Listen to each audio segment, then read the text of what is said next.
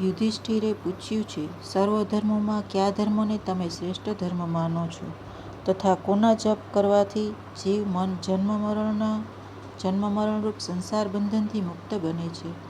ભીષ્મ પિતા કહે છે, સ્થાવર જંગમરૂપ સંસારના સ્વામી, બ્રહ્માદિ દેવોના દેવ, દેશકાળ અને વસ્તુથી અપરિચ્છિન્ન ક્ષર અક્ષરની શ્રેષ્ઠ પુરુષોત્તમના સહસ્ત્ર નામોનું નિરંતર તત્પર રહીને ગુણ સંકીર્તન કરવાથી પુરુષ સર્વ દુઃખમાંથી મુક્ત બને છે. વિષ્ણુ સહસ્ત્ર નામનો પાઠ કરવો એ પરધર્મ છે. શિવ મહિમ્ન અને વિષ્ણુ સહસ્ત્રનો પાઠ રોજ કરો. શિવજીની સ્તુતિ કરવાથી જ્ઞાન મળે છે. જ્ઞાનથી ભક્તિ દૃઢ થાય છે. વિષ્ણુ ભગવાનની સ્તુતિ કરવાથી પાપ બળે છે. વિષ્ણુ સહસ્ત્ર નામના પાઠથી કપાળમાં લખેલા વિધાતાના લેખ પણ બદલાય છે. જન્મ મરણના બંધનમાંથી જીવને તે મુક્ત કરે છે. ભગવાન શંકરાચાર્યને વિષ્ણુ સહસ્ત્ર નામનો પાઠ બહુ પ્રિય હતો. સૌથી પહેલું વિષ્ણુ સહસ્ત્ર નામ ઉપર તેમણે ભાષ્ય લખ્યું છે. તેમનો છેલ્લો ગ્રંથ છે બ્રહ્મસૂત્ર ઉપરનું શાંકર ભાષ્ય. તે પછી કલમ મૂકી દીધી છે. વિષ્ણુ સહસ્ત્ર નામનો પાઠ બતાવ્યો. વિષ્ણુ સહસ્ત્ર નામનો પાઠ રોજ 2 વખત કરો. 12 વર્ષ આ પ્રમાણે કરો તો જરૂર ફળ મળશે. એક વખત જન્મ્યા પહેલા અને એક વખત જમ્યા પહેલા અને એક વખત રાત્રે સૂતા પહેલા. વિષ્ણુ સહસ્ત્ર નામમાં દિવ્ય શક્તિ છે. કપાળે વિધાતાએ જે લેખ લખ્યા છે તે ભૂંસવાની, તે બદલવાની શક્તિ વિષ્ણુ સહસ્ત્ર નામમાં છે. ગરીબ માણસ વિષ્ણુ યોગ ક્યાંથી કરી શકે? પરંતુ ગરીબ માણસ વિષ્ણુ સહસ્ત્ર નામના 15,000 પાઠ કરે તો તેને એક વિષ્ણુ યાગ કરવાનું પુણ્ય તેને મળે છે. ભોજનની જેમ ભજનમાં પણ નિયમ રાખવો જોઈએ. 12 વર્ષ નિયમપૂર્વક સત્કર્મ કરો, તે પછી અનુભવ થશે. ગમે તે કામ હોય, ભગવાનનું ભજન નિયમિત કરો. જે પરમાત્માની કૃપાથી આ સુખ મળ્યું, આ પુત્ર મળ્યો, આ પુત્રી મળી, તે ઠાકોરજીની સેવા સ્મરણ જીવ ન કરે એના જેવું પાપ કયું? તે પછી ભીષ્મ પિતા ભગવાનની સ્તુતિ કરે છે. દર્શન કરતા ભીષ્મ પિતા બોલ્યા છે, હે નાથ, આપના દર્શન હું ખાલી હાથે કેમ કરું? હું તમને શી ભેટ અર્પણ કરું? ભગવાન જીવ પાસે ધન માગતા નથી, મન બુદ્ધિ માગે છે. હે નાથ, મારા મન બુદ્ધિ આજે તમારા ચરણમાં અર્પણ કરું છું. આ જીવ લુચ્ચો છે, વધારે શું કહું? કાંઈક મુશ્કેલી આવે ત્યારે રણછોડરાયના દર્શન કરવા જાય છે. રણછોડરાયને 11 રૂપિયા ભેટમાં મૂકે છે અને કહે છે, નાથ, મેં કોર્ટમાં મારા ભાઈ ઉપર દાવો કર્યો છે, મારું ધ્યાન રાખજો. ધ્યાન રાખજો એટલે કે મારી સાથે કોર્ટમાં આવજો. વકીલને રૂપિયા 300 આપે અને ઠાકોરજીને 11માં સમજાવે છે. ભગવાન કહે છે, હું સમજું છું, હું તારા દાદાનો પણ દાદો લાગુ છું. એટલે જ્યારે લક્ષ્મીજી પૂછે છે કે તમારા ભક્તોને જલ્દી નજર કેમ આપતા નથી, ત્યારે ભગવાન કહે છે, એ આપે છે તેના બદલામાં શું માગે છે તે તો તું જો. ભગવાનને તમારું મન, તમારી બુદ્ધિ અર્પણ કરો. એકવાર, હે નાથ, મને એકવાર કહો કે તું મારો છે. મોર મોર સબ કોઈ કહે, બંધુ મચાવત શોર. મોર પંખવાલે પ્રભુ, કહો અબ મોર. ભીષ્મ સ્તુતિનો પાઠ કરતા એમ લાગે છે કે મરણને ભક્તિ સુધારે છે. જ્ઞાન ઉપર ભરોસો રાખશો નહીં. આત્મા શરીરથી જુદો છે એ સૌ જાણે છે, પણ તેનો અનુભવ થતો નથી. દુઃખ થાય છે ત્યારે દેહાધ્યાસ જ મનમાં આવે છે. દેહના અવસાન વખતે 20 કરોડ વીંછીઓ કરડે તેટલું દુઃખ થાય છે. મનુષ્યનું મરણ સુધારે છે ભક્તિ. કેટલીક વાર જ્ઞાન પણ મરણ બગાડે છે. ભીષ્મ પિતા જ્ઞાન ઉપર ભરોસો રાખતા નથી. ભગવાનને શરણે આવ્યા છે. ભીષ્મ પિતા કહે છે, હું આપને શરણે આવ્યો છું. એવું બોલતા નથી કે હું બ્રહ્મરૂપ છું. કહે છે કે હું તમારો છું, તમારી શરણે આવ્યો છું. ભગવાન સહેજ ઠપકો આપે છે. તમને મારો એમ કેમ કહું? તમે મારા અર્જુનને, મારા ભક્તને બાણ માર્યા છે, તે કેમ ભૂલાય? ભીષ્મ કહે છે, પાંડવો ઉપર મારો કેવો પ્રેમ છે તે જગત જાણે છે. તમે પણ જાણો છો. તે વખતે મારું શરીર કૌરવ પક્ષમાં હતું, પણ મારું મન પાંડવ પક્ષમાં હતું. બાણ છોડતો ત્યારે મનમાં ભાવના કરતો હતો કે જીત પાંડવોની થાય. જયેસ્તુ પાંડુ પુત્રાણમ, એવું બોલીને હું બાણ છોડતો હતો. કૃષ્ણ કહે, પણ શરીરથી તમે પાંડવ પક્ષમાં આવ્યા નહીં ને? તમે કૌરવોના પક્ષમાં રહીને મારા પાંડવો સામે લડ્યા છો. તમારું મન પાંડવ પક્ષમાં હતું તો તન પણ ત્યાં કેમ ન રાખ્યું? ભીષ્મ કહે, હે નાથ, તે વખતે અર્જુનના રથ ઉપર તમે બિરાજતા હતા. તે તમારા દર્શન કરવાની ઈચ્છા હતી. મેં વિચાર્યું, પાંડવ પક્ષમાં રહીશ તો અર્જુનના રથ ઉપર વિરાજેલા પાર્થસારથીના દર્શન કેમ થશે? તે તમારા સતત દર્શન કરવા માટે હું સામા પક્ષમાં જઈ ઊભો હતો. પાંડવ પક્ષમાં રહીને લડું તો તમારા સ્વરૂપના દર્શન મને બરાબર ન થાય.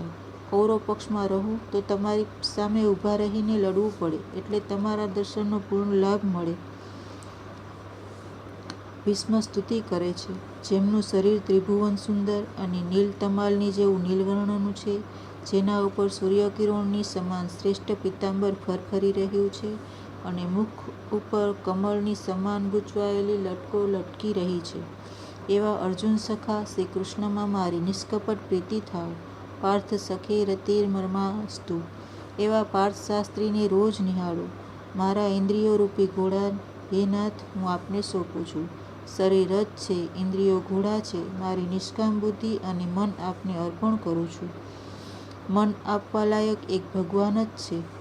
ત્યારે જગતમાં કોઈ સ્ત્રીને તો કોઈ પુરુષને મન આપે છે. ભગવાન કહે છે, મનને ધન વગેરે નહીં, પણ તમારું મન મને આપો. તન ને ધન વગેરે નહીં, પણ તમારું મન મને આપો. ભગવાન વિચાર કરવા લાગ્યા, ડોસો ચતુર છે, કેવું સરસ બોલે છે. આ જીવ ઠાકોરજીને કાંઈ અર્પણ કરે છે ત્યારે ઠાકોરજીને સંકોચ થાય છે. મને યુદ્ધના સમયની એમની એ વિલક્ષણ છબી યાદ આવે છે. તેઓના મુખ ઉપર લહેરાતી વાળની લટો ઘોડાઓના પગની ઉડતી ધૂળથી મેલી થઈ ગઈ હતી અને પસીનાના નાના નાના બિંદુઓ શોભી રહ્યા હતા.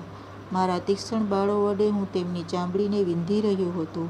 એવા સુંદર કવચધારી શ્રીકૃષ્ણ પ્રતિ મારું શરીર, અંતઃકરણ અને આત્મા સમર્પિત થઈ જાય. પ્રભુને પ્રાર્થના કરો કે મારા શરીરથ ઉપર આપ બિરાજો. શરીરથમાં દ્વારકાનાથ બિરાજેલા છે તેવી ભાવના કરો. મારા ઇન્દ્રિયરૂપી ઘોડાઓ કાબુ બહાર જાય તો તેને અટકાવજો. મેં મારા શરીરથની લગામ તમારા હાથમાં સોંપી છે. મારી ઇન્દ્રિયોને કબજે રાખો. મારો રથ સહી સલામત પાર ઉતારો. પ્રભુનું શરણ ગ્રહણ કરનારનું જ મરણ સુધરે છે. હે નાથ, જગતમાં તમે મારી કેટલી પ્રતિષ્ઠા વધારી, મને કેટલું માન આપ્યું. મારી પ્રતિજ્ઞા સત્ય કરવા તમે તમારી પ્રતિજ્ઞા જતી કરી. કૃષ્ણે મહાભારત યુદ્ધમાં કોઈ અસ્ત્ર-શસ્ત્ર ન લેવાની પ્રતિજ્ઞા કરેલી. ભીષ્મે કહેલું, હું ગંગાજીનો પુત્ર છું. હું એવું લડીશ કે કૃષ્ણને હાથમાં શસ્ત્ર લેવું જ પડશે. હું કૃષ્ણ પાસે શસ્ત્ર લેવડાવીશ. ભીષ્મના બાણોથી અર્જુનને મૂર્છા આવી છે. અર્જુન મૂર્છામાં છે, છતાં ભીષ્મ બાણ મારે છે. કૃષ્ણે વિચાર્યું, આ ડોસો મારા અર્જુનને મારી નાખશે તો અનર્થ થશે. મારી પ્રતિજ્ઞા ગઈ ખાડામાં. ભગવાન રથ ઉપરથી કૂદી પડ્યા છે. જેમ સિંહ દોડતો જાય તેમ શ્રીકૃષ્ણ હાથમાં રથનું પૈડું લઈ ભીષ્મ તરફ દોડ્યા. ભીષ્મે તે વખતે નમન કર્યું છે. ભગવાનનો જય જયકાર કર્યો. ભગવાન કેવા દયાળુ છે. ભક્તોની પ્રતિજ્ઞા સત્ય કરવા તે પોતાની પ્રતિજ્ઞા જતી કરે છે. ઠાકોરજીની આ લીલા છે. ભગવાન ભક્તોને ખૂબ માન આપે છે. મારી હાર પણ મારા ભક્તોની જીત. ભીષ્મ કહે છે, મારી પ્રતિજ્ઞા પણ સાચી અને કૃષ્ણની પ્રતિજ્ઞા પણ સાચી છે. તે વખતે તમારા બે સ્વરૂપો મને દેખાયા હતા. એક સ્વરૂપે રથમાં બિરાજ્યા છે અને એક સ્વરૂપે રથ ઉપરથી કૂદી પડ્યા છે. અર્જુન મૂર્છામાં છે. આ ઘોડાઓ રથને ખાડામાં લઈ જશે તો અર્જુનનું શું થશે? તેથી એક સ્વરૂપે રથમાં રહ્યા છે. જે સ્વરૂપે રથમાં હતા તે સ્વરૂપે અસ્ત્ર-શસ્ત્ર લીધું નથી. ભીષ્મ એટલે ભયંકર. ભયંકર કોણ? મન એ ભયંકર છે. ભીષ્મ એટલે મન. અર્જુન એ જીવાત્મા છે. મન આવેશમાં આવે ત્યારે સંકલ્પ વિકલ્પ ખૂબ કરે છે. મન સંકલ્પ વિકલ્પરૂપી બાણ મારે છે. એટલે જીવ અર્જુન ઘાયલ થાય છે. ત્યારે તેને મૂર્છા આવે છે. ઈશ્વર જ્યારે મનને મારવા જાય છે ત્યારે મન કાબૂમાં આવે છે. ભગવાન સુદર્શન ચક્ર લઈને મનને મારવા જાય છે ત્યારે મન કાબૂમાં આવે છે. ભગવાન સુદર્શન ચક્ર લઈને મનને મારવા જાય છે ત્યારે મન શાંત થાય છે. આ જીવ પરમાત્માને શરણે જાય ત્યારે પરમાત્મા આ મનને શાંત કરે છે. મન સંકલ્પ વિકલ્પ ન કરે તો તે મન આત્મ સ્વરૂપમાં મળી જાય છે. ત્યારે જીવને શાંતિ મળે છે. નાથ, હું આપની સ્તુતિ કેવી રીતે કરું? ભીષ્મે કરેલી સ્તુતિ અનુપમ છે. તે કંઠસ્થ કરવા જેવી છે. એને ભીષ્મસ્તવરાજ સ્તોત્ર પણ કહે છે. તે પછી ભીષ્મ ઉત્તરાયણમાં દેહ છોડે છે. ભીષ્માચાર્ય ભગવત સ્વરૂપમાં લીન થયા છે, કૃતાર્થ થયા છે. ઉત્તરાયણમાં મરણ એટલે જ્ઞાનની અથવા ભક્તિની ઉત્તરાવસ્થામાં પરિપક્વ દશામાં મરણ. એ ઉત્તરાયણમાં મરણનો અર્થ છે. બાકી ઘણા પાપીઓ પણ ઉત્તરાયણમાં મરણ પામે છે. તેઓ સદ્ગતિ પામતા નથી. ઘણા યોગીઓ દક્ષિણાયનમાં મરણ પામે છે. તેઓની દુર્ગતિ થતી નથી. દક્ષિણ દિશામાં યમપુરી છે, નરકલોક છે. નરકલોક એટલે અંધકાર. પરમાત્માનું જેને અજ્ઞાન છે, પરમાત્માનો અનુભવ કર્યા વગર જે મરે છે તેનું દક્ષિણાયનમાં મરણ થયું કહેવાય. સંતનો જન્મ આપણા જેમ સાધારણ હોય છે, પણ મરણ મંગલમય હોય છે. ભીષ્મ મહાજ્ઞાની હતા, તેમ છતાં પ્રભુ પ્રેમમાં તન્મય થઈને મર્યા છે. તે બતાવે છે ભક્તિ શ્રેષ્ઠ છે. સાધન ભક્તિ કરતાં કરતાં સાધ્ય ભક્તિ સિદ્ધ થાય છે. મરણ કોનું સુધર્યું? જેના મરણ વખતે દેવો વાજા વગાડે તેનું. ભીષ્મના પ્રયાણ વખતે દેવો વાજા વગાડે છે. માટે કરણી એવી કરો કે જબ તુમ આયે જગત મેં જગ હસે તુમ રોય. એસી કરણી કર ચલો તુમ હસે જગ રોય.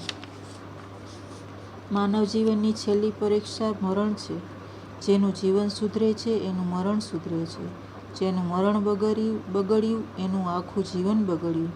મરણ ત્યારે સુધરે જ્યારે પ્રતિક્ષણ સુધરે. જીવન એનું સુધરે છે જેનો સમય સુધરે છે. જેને સમયની કિંમત છે. ગયેલી સંપત્તિ મળશે પણ ગયેલો સમય નહીં મળે.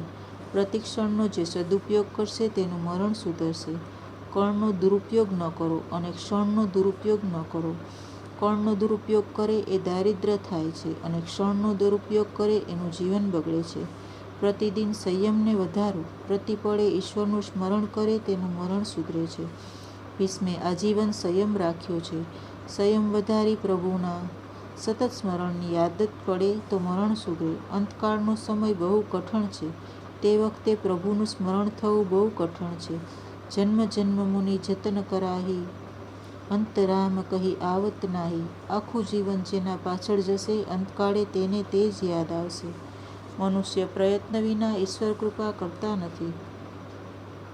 આખું જીવન જે ભગવત સ્મરણ કરશે તે કદાચ અંતકાળે ભગવાનને ભૂલી જાય તો પણ ભગવાન તેને યાદ કરશે. સત્કર્મ વ્યર્થ જવાનું નથી. મારો ભક્ત મને ભૂલે પણ હું તેને નહીં ભૂલું. ભીષ્મ પિતાનું મરણ સુધારવા દ્વારકાનાથ પધાર્યા છે. ભીષ્મ પિતાનું મરણ સુધાર્યું છે.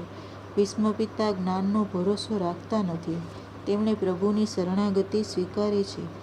દાદાના મરણથી યુધિષ્ઠિરને દુઃખ થયું, પરંતુ દાદાને સદ્ગતિ મળી તેથી તેમને આનંદ થયો છે. યુધિષ્ઠિર ગાદી ઉપર વિરાજ્યા છે. ધર્મરાજા હસ્તિનાપુરમાં રાજ્ય કરવા લાગ્યા. ધર્મરાજાના રાજ્યમાં દુકાળ નથી, અતિવૃષ્ટિ અનાવૃષ્ટિ નથી. ધર્મરાજાના પવિત્ર રાજ્યમાં કોઈ મૂર્ખ નથી, કોઈને પણ રોગ નથી. ધર્મની મર્યાદાનું પાલન કરે તો તે કોઈ દિવસ રોગી થાય નહીં. ભોગવાસના અનેક જન્મોથી મનમાં છે, તેનો જલ્દી ત્યાગ થઈ શકતો નથી. પરંતુ વિવેકથી ભોગ ભોગવે તો અંતકાળ સુધી ઇન્દ્રિયો સાજી રહે. ધર્મની મર્યાદામાં રહી મનુષ્ય અર્થ કામ ભોગવે તો દુઃખી થાય નહીં. સદાચાર અને સંયમને નહીં વધારો તો સંપત્તિ પણ આનંદ નહીં આપે. એકદમ સંકલ્પ રહિત મનને કરવું કઠણ છે. માટે પવિત્ર સંકલ્પ કરો. પરમાત્માના ચરણનો દૃઢ આશ્રય કરો. ત્યારે જ મન શાંત થાય. સૂતજી સાવધાન કરે છે. ધર્મરાજાના રાજ્યમાં ધર્મનું શિક્ષણ આપવામાં આવતું નથી. સૂર્યનારાયણ પ્રત્યક્ષ ભગવાન છે. ઇતર સર્વદેવો ભાવનાથી સિદ્ધિ આપે છે. સૂર્યનારાયણ પ્રત્યક્ષ દેખાય છે. તેમાં ભાવના કરવાની જરૂર નથી. આ પ્રત્યક્ષ દેવની આરાધના કરો. ધર્મરાજા સૂર્યનારાયણની આરાધના કરતા. સૂર્યનારાયણની આરાધના વગર બુદ્ધિ શુદ્ધ થતી નથી. કાંઈ નહીં તો ઓછામાં ઓછા 12 સૂર્ય નમસ્કાર રોજ કરો. મારા શ્રી કૃષ્ણ સૂર્યનારાયણમાં છે, કારણ કે ભગવાને ગીતામાં કહ્યું છે, જ્યોતિ આદિત્યો આ સૂર્યનારાયણની ઉપાસનાનો ક્રમ બતાવ્યો. સૂર્યનારાયણની ઉપાસના કરનાર દરિદ્ર થતો નથી. મહાભારતના વનપર્વમાં આ કથા છે. યુધિષ્ઠિર સૂર્યની ઉપાસના કરતા. વનમાં સૂર્યદેવે યુધિષ્ઠિરને અક્ષય પાત્ર આપ્યું છે. રામજીને સૂર્યે શક્તિ આપી ત્યારે તેઓ રાવણને મારી શક્યા છે. રામજીએ આદર્શ બતાવ્યો છે. ઈશ્વર છું છતાં સૂર્યનારાયણની આરાધના કરું છું. નીતિનું ધર્મ સાથે લગ્ન ન થાય ત્યાં સુધી નીતિ વિધવા છે. નીતિ વગરનો ધર્મ વિધુર છે. અર્થોપાર્જન કરવો એ ધર્મ છે, પણ અર્થ ધર્માનુકૂળ હોવો જોઈએ. અર્થને ધર્મની મર્યાદા ન હોય તો એ માયાનું સ્વરૂપ બને છે અને અનર્થ કરે છે. માટે ધર્માનુકૂળ અર્થનું ઉપાર્જન કરજો અને નીતિને અનુસરીને તેને ભોગવજો. ધર્મરાજાના પવિત્ર રાજ્યમાં કોઈના ઘરમાં ઝઘડો ન હતો. પુત્ર માતા પિતાની આજ્ઞામાં રહેતો. તે વખતે રાજા ધર્મનિષ્ઠ હોવાથી પ્રજા પણ ધર્મનિષ્ઠ હતી. યુધિષ્ઠિરને ગાદી ઉપર બેસાડી શ્રીકૃષ્ણ દ્વારકા પધારે છે. દ્વારકાના લોકો રથયાત્રાના દર્શન કરે છે. રથમાં વિરાજેલા દ્વારકાનાથના રોજ દર્શન કરો. શંખ ચક્ર ગદા પદ્મના હાથમાં છે. સોનાનો રથ છે. આપણે થોડી ઝાંખી કરીએ છીએ તો હૃદય પીગળે છે. શરીર રથમાં શ્રીકૃષ્ણને નિહાળો. ભક્તો હૃદય સિંહાસન ઉપર પરમાત્માને પધરાવી તેના દર્શન કરે છે. જ્ઞાનીઓ સમાધિમાં લલાટમાં બ્રહ્મના દર્શન કરે છે. દ્વારકાધીશ દ્વારકામાં પધારે છે. નગરજનો કહે છે, આપની કૃપાથી સર્વ સુખ હતું. એક દુઃખ હતું કે આપના દર્શન થતા ન હતા. સર્વને કૃષ્ણ દર્શનની આતુરતા છે. ભગવાને અનેક સ્વરૂપો ધારણ કરી એકી સાથે 16,000 રાણીઓના મહેલમાં પ્રવેશ કર્યો. ભગવાન બોલવામાં ચતુર છે. દરેકને ઘેર કહે તારે ત્યાં પહેલો આવ્યો છું. રાણીઓમાં બીજે દિવસે પ્રેમનો ઝઘડો થયો છે. ભગવાનની આ દિવ્ય લીલા છે. તે વખતે કામદેવ લડવા આવ્યો છે. રાસલીલામાં કામદેવની હાર થઈ હતી, છતાં તેને વસવસો રહી ગયો હતો કે તે વખતે શ્રીકૃષ્ણ તો બાળક હતા. તે વખતે હું હાર્યો તેમાં શું નવાઈ? કામદેવે શ્રીકૃષ્ણને કહ્યું, સુંદર યુવતીઓ તમારી સેવા કરતી હોય તે વખતે મારે લડવું છે. હાવભાવથી રાણીઓએ શ્રીકૃષ્ણને પ્રસન્ન કરવા પ્રયત્ન કર્યો, પણ શ્રીકૃષ્ણ અજેય રહ્યા છે. જંગલમાં ઝાડના નીચે બેસી કામને મારે તે સામાન્ય છે, પરંતુ અનેક રાણીઓ વચ્ચે રહી કામને જીતે છે તે પરમાત્મા છે. શ્રીકૃષ્ણનું ચિંતન મનન કરનારને કામ ત્રાસ આપી શકે નહીં, તો શ્રીકૃષ્ણને કામ શું ત્રાસ આપી શકવાનો હતો? ઈશ્વર તે કે જે કોઈ દિવસ કામને આધીન થતો નથી. કામને આધીન થાય તે જીવ. કામદેવે ધનુષબાણનો ત્યાગ કર્યો છે. શ્રીકૃષ્ણ યોગેશ્વર છે. શંકર યોગીશ્વર છે. પૂર્ણ પ્રવૃત્તિ ધર્મમાં રહી પ્રવૃત્તિમાં લેપાય નહીં, આસક્ત ન બને તે યોગેશ્વર. સંપૂર્ણ નિવૃત્તિમાં રહી સ્વસ્વરૂપમાં સ્થિર રહે તે યોગીશ્વર. 12મા અધ્યાયમાં પરીક્ષિતના જન્મની કથા છે. ઉત્તરાને ત્યાં બાળક થયો. તે ચારે તરફ જોવા લાગ્યો. માના પેટમાં મને ચતુર્ભુજ સ્વરૂપે જે પુરુષ દેખાતા હતા તે ક્યાં છે? પરીક્ષિત ભાગ્યશાળી છે કે જેને માતાના ગર્ભમાં પરમાત્માના દર્શન થયા. પરીક્ષિત મહારાજ ઉત્તમ શ્રોતા છે. યુધિષ્ઠિરે બ્રાહ્મણોને પૂછ્યું, બાળક કેવો થશે? બ્રાહ્મણોએ કહ્યું, સર્વગ્રહો દિવ્ય પડ્યા છે. એનું મૃત્યુ સ્થાન જરા બગડેલું છે. એનું મૃત્યુ સર્પદંશથી થશે. ધર્મરાજાને આ સાંભળી દુઃખ થયું. મારા વંશનો દીકરો અને તે સર્પદંશથી મૃત્યુ પામે તે યોગ્ય નથી. ત્યારે બ્રાહ્મણોએ આશ્વાસન આપ્યું છે, સર્પદંશથી તેનું મૃત્યુ ભલે થશે, પણ તેને સદગતિ મળશે. તેના બીજા ગ્રહો સારા છે. તે ગ્રહો જોતા લાગે છે કે આ જીવાત્માનો આ છેલ્લો જન્મ છે. 9મા સ્થાનમાં સ્વગૃહે ઉચ્ચ ક્ષેત્રનો બૃહસ્પતિ હોય તે ધર્માત્મા બને છે. પરીક્ષિત રાજા ધીમે ધીમે મોટા થયા છે. 14-15 અધ્યાયમાં ધૃતરાષ્ટ્ર પાંડવ મોક્ષની કથા કહી. 16મા અધ્યાયથી પરીક્ષિત ચરિત્રનો આરંભ કર્યો છે. વિદુરજી તીર્થયાત્રા કરતા પ્રભાસ ક્ષેત્રમાં આવ્યા છે. વિદુરને ખબર પડી કે સર્વ કૌરવોનો વિનાશ થયો છે. ધર્મરાજા ગાદી ઉપર બિરાજ્યા છે. એક મારો ભાઈ ધૃતરાષ્ટ્ર ધર્મરાજાને ત્યાં ટુકડા ખાવા પડ્યો છે. વિદુર કાકા પધાર્યા છે. ધર્મરાજા વિદુરજીનું સ્વાગત કરે છે. વિદુર કાકા માન લેવા આવ્યા નથી, પોતાના બંધુને બંધનમાંથી છોડાવવા આવ્યા હતા. વિદુરજીએ 36 વર્ષ તીર્થયાત્રા કરી છે, પણ આ સંતો તીર્થયાત્રા કરી તીર્થને પાવન કરે છે. બાકી શાસ્ત્રમાં લખ્યું છે, ઉત્તમમાં સહજાવસ્થા, મધ્યમાં ધ્યાન ધારણા, અધમાં મૂર્તિ પૂજા ચ તીર્થયાત્રામાં સ્તધમાં. તેનું કારણ એ કે ઘણીવાર યાત્રામાં બીજી ચિંતાઓમાં ઈશ્વરનું નિયમથી ધ્યાન થતું નથી, સત્કર્મ નિયમપૂર્વક થતું નથી. તેથી તીર્થયાત્રા કરતાં ભગવાનનું ધ્યાન અતિ શ્રેષ્ઠ છે. દેવી ભાગવતમાં લખ્યું છે કે ઘર કરતાં વધારે સત્કર્મ તીર્થયાત્રામાં ન થાય તો તીર્થયાત્રા નિષ્ફળ છે. 36 વર્ષ વિદુરજીએ યાત્રા કરી છે, છતાં વિદુરે ટૂંકમાં જવાબ આપ્યો છે, આત્મપ્રશંસા એ મરણ છે. સત્કર્મનું તમારા મુખથી વર્ણન કરશો નહીં. 36 વર્ષની યાત્રાનું વર્ણન 32 શબ્દોમાં કર્યું છે. આજકાલ તો લોકો આટલી જાત્રાઓ અમે કરી તેમ વારંવાર યાદ દેવડાવે છે. તમારા હાથે જેટલું પુણ્ય થાય તે ભૂલી જાઓ અને જેટલું પાપ થાય તે યાદ રાખો. આ સુખી થવાનો માર્ગ છે. ત્યારે મનુષ્ય પુણ્યને યાદ કરે છે અને પાપને ભૂલી જાય છે. યુવાવસ્થામાં જેણે બહુ પાપ કર્યા હોય તેને વૃદ્ધાવસ્થામાં ઊંઘ આવતી નથી. મધ્યરાત્રિએ વિદુરજી ધૃતરાષ્ટ્ર પાસે ગયા. ધૃતરાષ્ટ્ર જાગતા હતા. વિદુરજી ધૃતરાષ્ટ્રને પૂછે છે, કેમ ભાઈ ઊંઘ આવતી નથી? જે ભીમને ઝેરના લાડુ ખવડાવ્યા તેના ઘરમાં તું ખાંડના લાડુ ખાય છે? ધિક્કાર છે તને! પાંડવોને તે દુઃખ આપ્યું. તું એવો દુષ્ટ કે દ્રૌપદીને સભામાં બોલાવવા તે સંમતિ આપેલી. પાંડવોને છોડી હવે યાત્રાએ નીકળો. ધૃતરાષ્ટ્રે કહ્યું છે, ભત્રીજા બહુ લાયક છે, મારી ખૂબ સેવા કરે છે, તેમને છોડતા દિલ થતું નથી. વિદુરજી કહે છે, હવે તને ભત્રીજો વહાલો લાગે છે? યાદ કરો, તમે પાંડવોને મારવા કેટલા પ્રયત્નો કર્યા છે. ભીમસેનને લાડુમાં ઝેર ખવડાવ્યું, લાક્ષાગૃહને આગ લગાડી વગેરે.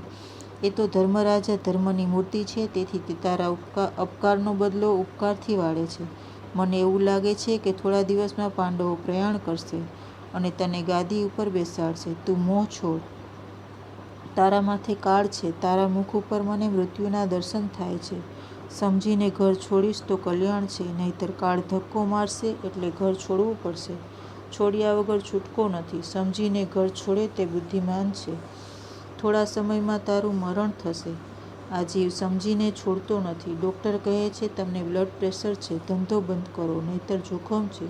ત્યારે મનુષ્ય ડાહ્યો થઈને ઘરમાં બેસે છે. આ પ્રમાણે ડૉક્ટર મૂર્ખ બનાવે તો ધંધો છોડીએ છીએ. ધૃતરાષ્ટ્ર કહે છે, ભાઈ તારું કહેવું સાચું છે, પણ હું આંધળો છું, એકલો ક્યાં જાઉં? વિદુરજી કહે છે, દિવસે તો ધર્મરાજા તમને છોડશે નહીં, પણ અત્યારે મધ્યરાત્રિએ હું તમને લઈ જાઉં. ધૃતરાષ્ટ્ર ગાંધારી સાથે વિદુરજી સપ્તસ્ત્રોત તીર્થમાં આવ્યા છે.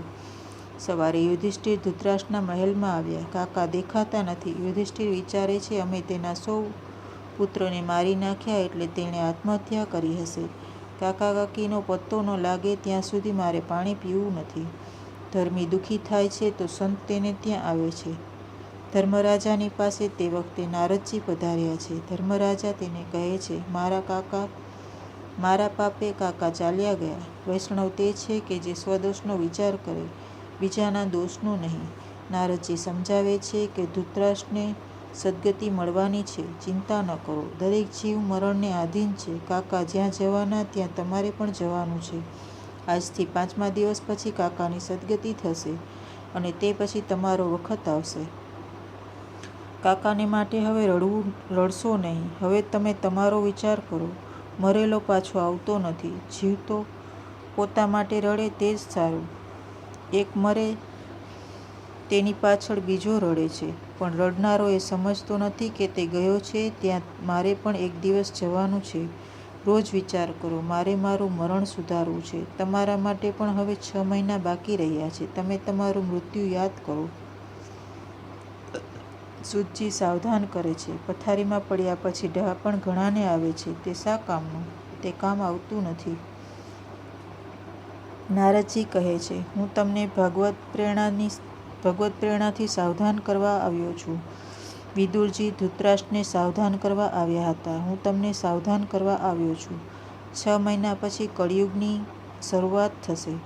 હવે તમે કોઈની ચિંતા ન કરો. તમે તમારી ચિંતા કરો.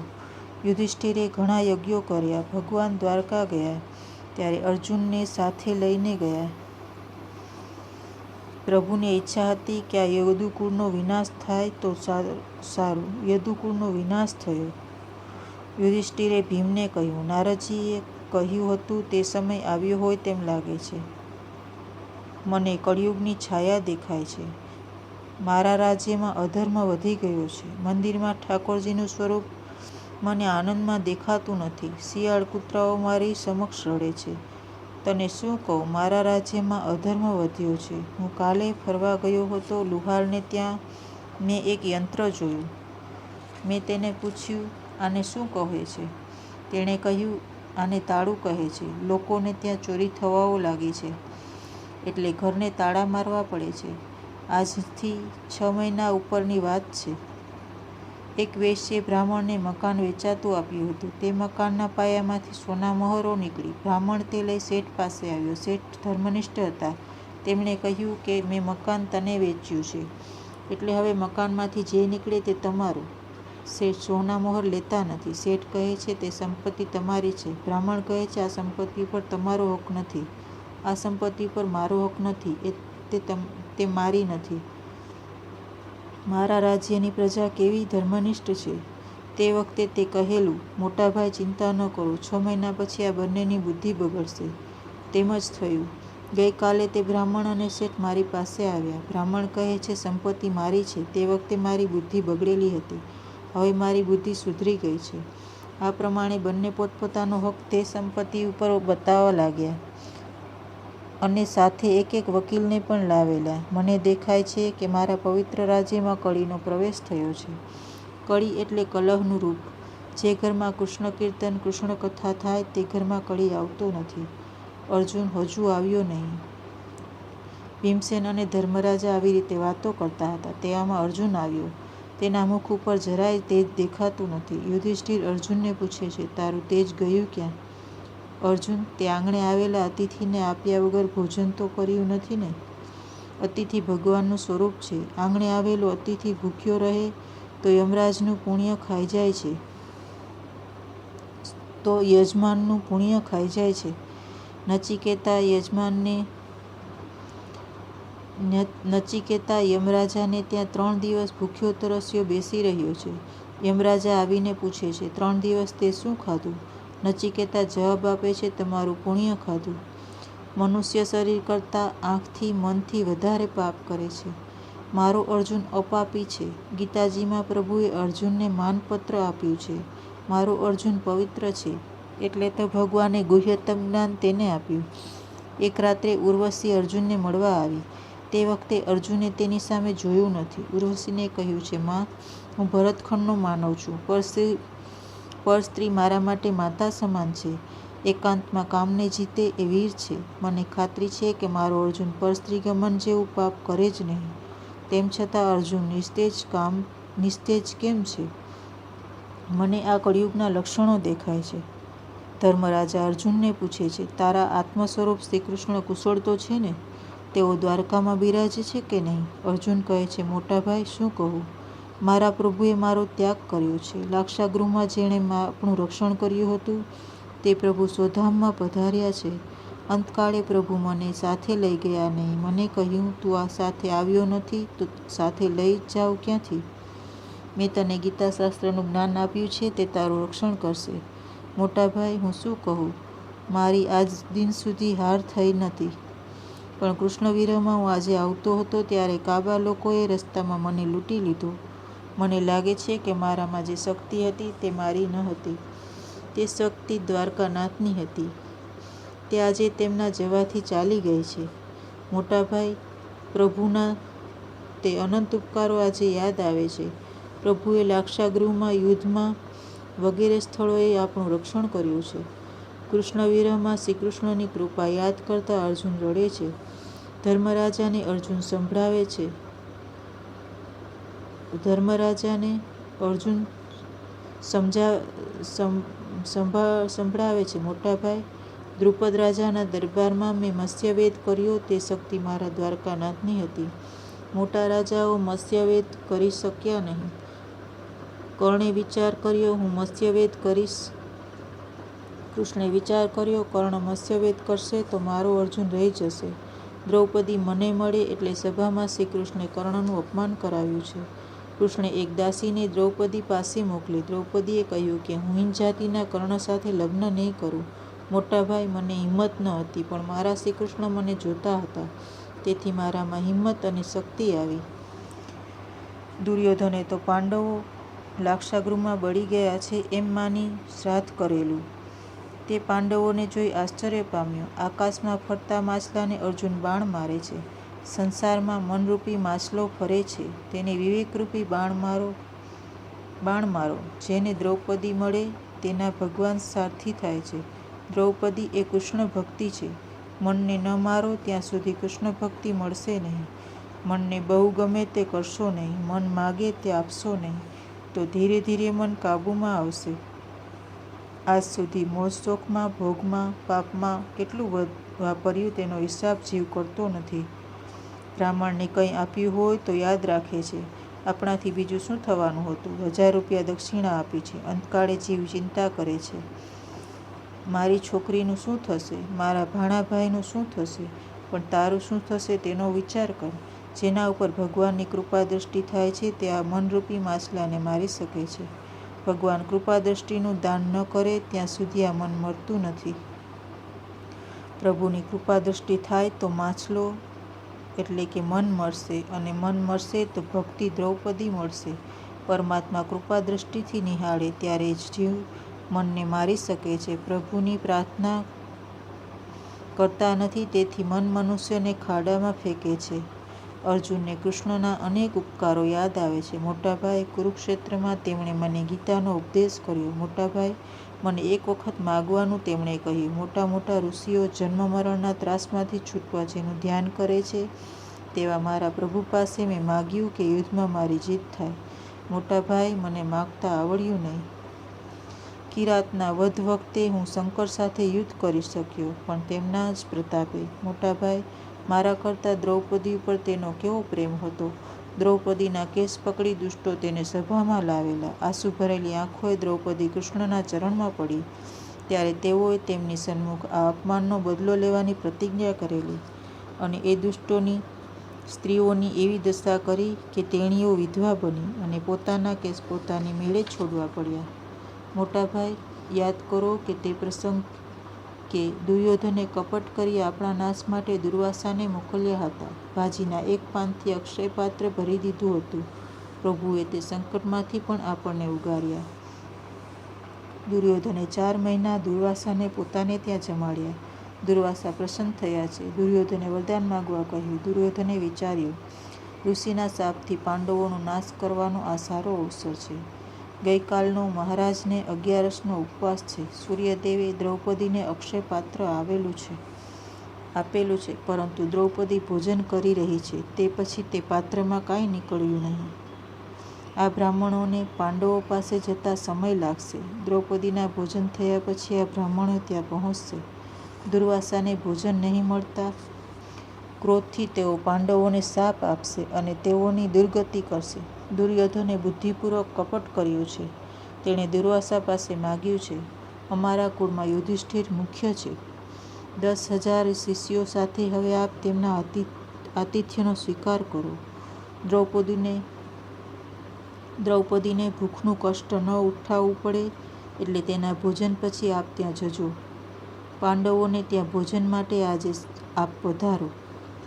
સંતની સેવા સદ્ભાવથી કરે તો જ તે સફળ થાય.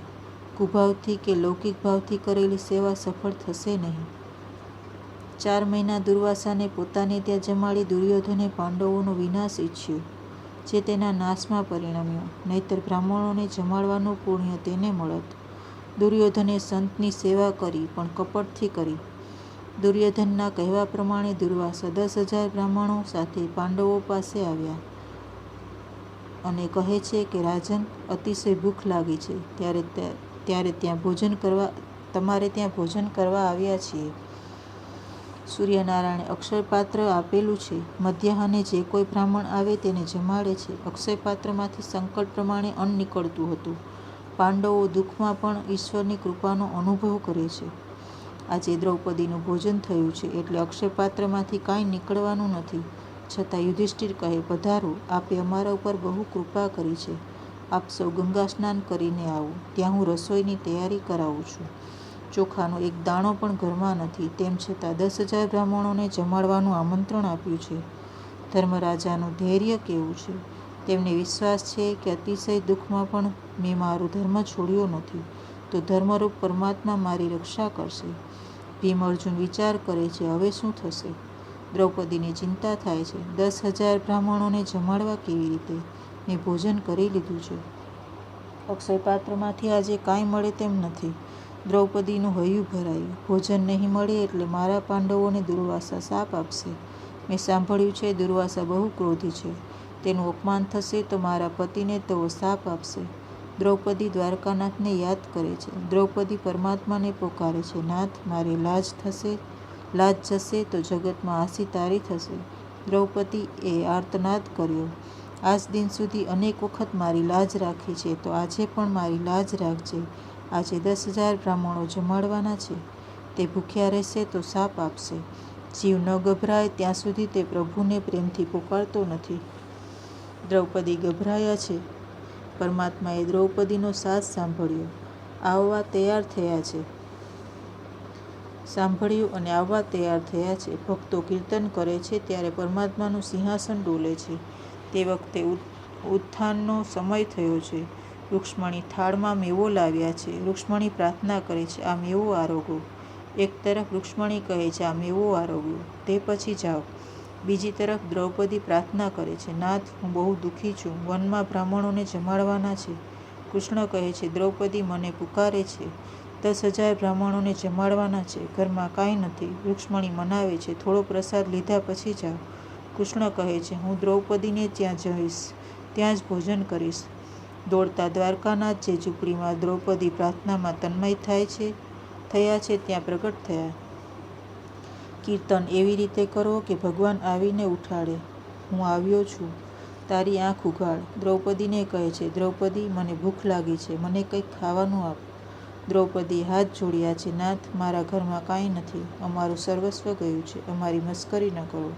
બ્રાહ્મણો આવ્યા છે, તેને જમાડવાના છે, તેથી તમને યાદ કર્યા છે. તમે તેની વ્યવસ્થા કરો. ભગવાન કહે છે, તેની વ્યવસ્થા પછી થશે, પહેલાં મારી વ્યવસ્થા કર. દ્રૌપદી ભોજન કરતાં પહેલાં તું કંઈક મારા માટે રાખે છે. મારા માટે જે કાંઈ રાખ્યું હોય તે મને આપ. દ્રૌપદી કહે છે, નાથ, હું આજે ભૂલી ગઈ, તમારા માટે કાંઈ રાખ્યું નથી.